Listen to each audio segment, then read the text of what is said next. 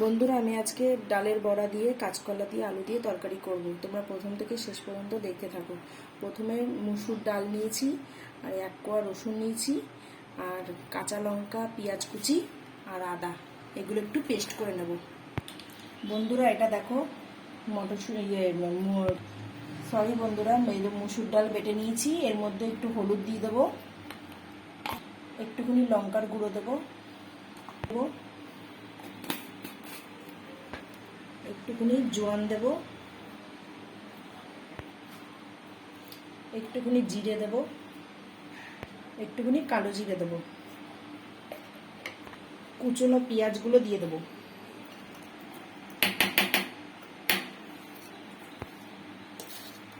দিয়ে দেবো স্বাদ মতো লবণ, দেবো স্বাদ মতো চিনি।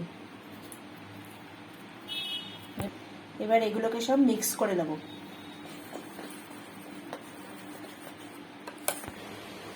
বন্ধুরা, এবারে বড়াগুলোকে ভেজে নেব।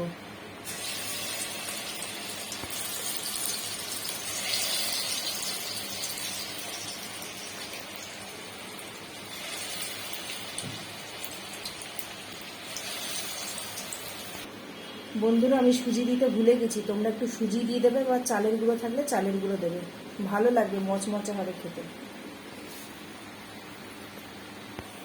বন্ধুরা, স্লো আছে, এটাকে বড়াগুলোকে 10 মিনিট ভেজে নিয়েছি। এবারে দেখো লাল লাল হয়ে গেছে, এবারে তুলে নেব।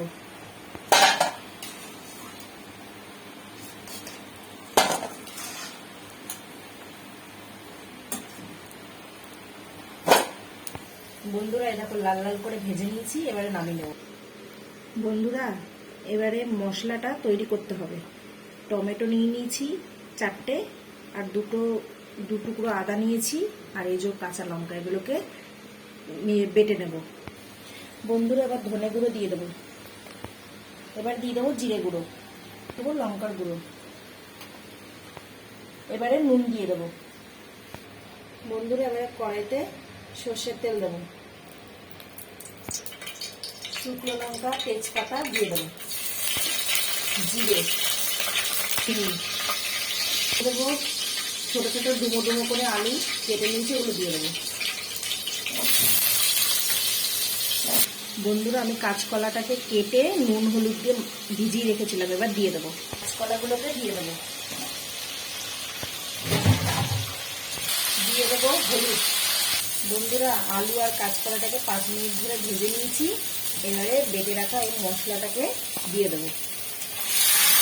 বন্ধুরা, এবার চিনি দেবো। বন্ধুরা, ঝোলটা ফুটে গেছে, এবার বড়াগুলোকে দিয়ে দেবো। দেখো কেমন আওয়াজ হচ্ছে, দেখো দেখছো কেমন আওয়াজ হচ্ছে। বড়াগুলোকে দিয়ে দেবো।